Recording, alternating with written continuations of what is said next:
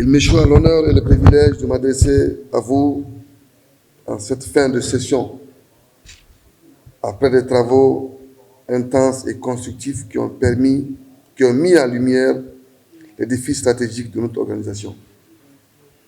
Permettez-moi, avant toute chose, de renouveler au nom du Conseil nos sincères remerciements à son Excellence, M. Bassirou Diomaye Faye, président de la République du Sénégal, ainsi qu'à l'ensemble du gouvernement et au peuple sénégalais, pour l'accueil chaleureux et l'hospitalité exemplaire dont nous avons bénéficié tout au long de notre séjour.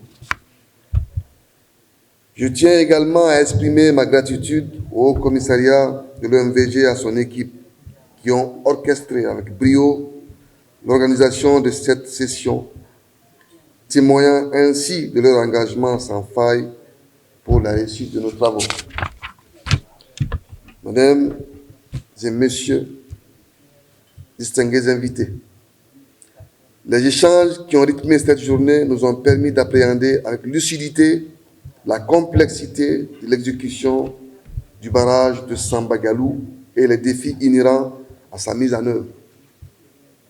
Loin d'être un simple exercice de diagnostic, cette session extraordinaire a marqué un tournant décisif dans notre volonté collective de surmonter les obstacles et de garantir l'aboutissement de ce projet structurant.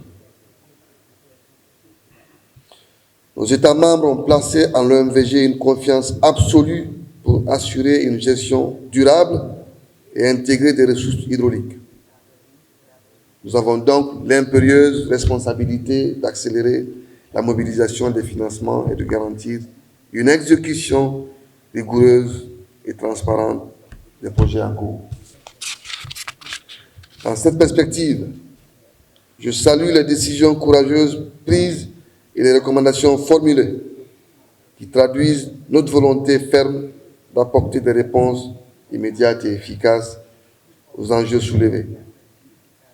Je demande instamment au Haut Commissariat d'engager sans délai les actions nécessaires à la mise en œuvre des résolutions adoptées en collaboration étroite avec les partenaires techniques et financiers.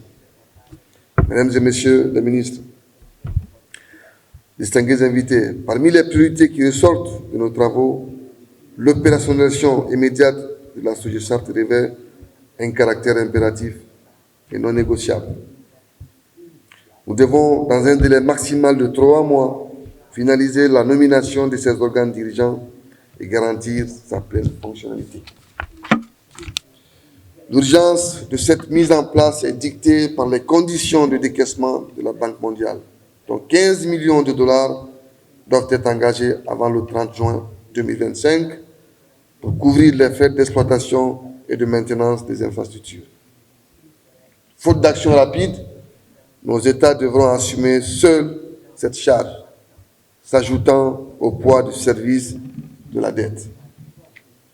Et cette situation est intenable et inacceptable. Nous devons donc agir avec célérité et détermination. L'installation des instances dirigeantes de la SOGESART, notamment son conseil d'administration, son directeur général et son secrétaire général, doit être notre priorité absolue. Dès leur prise de fonction, ces responsables devront présenter un bilan d'ouverture et un budget de fonctionnement afin de garantir la viabilité financière et opérationnelle de la société. Je prends l'engagement que dans les semaines à venir, toutes les dispositions nécessaires seront prises en République de Guinée pour faciliter l'implantation effective du siège de la SOGESART. Mesdames et Messieurs, nos projets énergétiques ne sauraient être dissociés des enjeux environnementaux majeurs de notre époque. Le barrage de Sambagalou doit être exemplaire dans son intégration environnementale et dans la préservation du fleuve Gambie et de ses écosystèmes. Je salue ici les efforts déployés pour garantir une gestion durable des ressources hydriques et un suivi rigoureux des impacts environnementaux. Mais nous devons encore aller plus loin.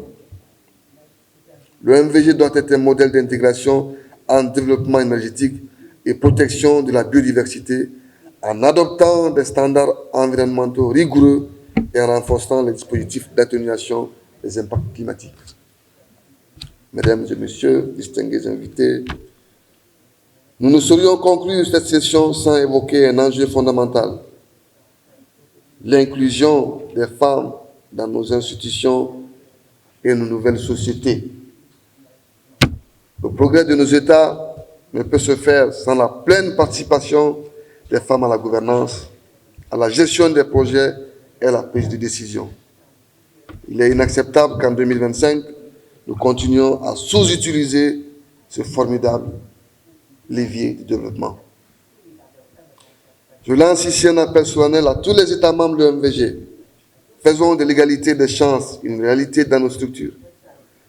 Donnons aux femmes les opportunités qui leur reviennent de droit. Garantissons-leur un accès équitable aux postes de responsabilité au sein de la SOGESART et des institutions de l'OMVG.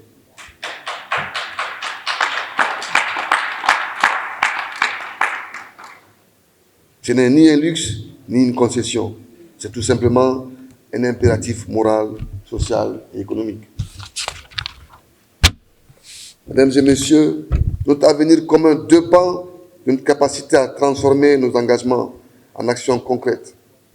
Nous avons pris aujourd'hui des décisions majeures, mais elles ne vaudront que par la rapidité et l'efficacité de leur mise en œuvre. Nous devons continuer à œuvrer ensemble avec rigueur, transparence et ambition pour faire de l'OMVG un moteur d'intégration sous-régionale et un pilier de développement durable en Afrique de l'Ouest. Je renouvelle mes sincères remerciements à nos partenaires techniques et financiers en leur exhortant à renforcer leur accompagnement dans cette dynamique de transformation.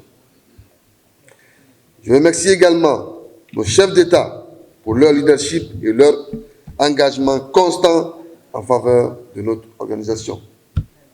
Que cette session soit le point de départ d'une action renforcée, d'une gouvernance plus inclusive et d'un engagement accru pour l'environnement et le progrès social. En ce mois béni, que Dieu guide nos pas et bénisse nos travaux. Je déclare clos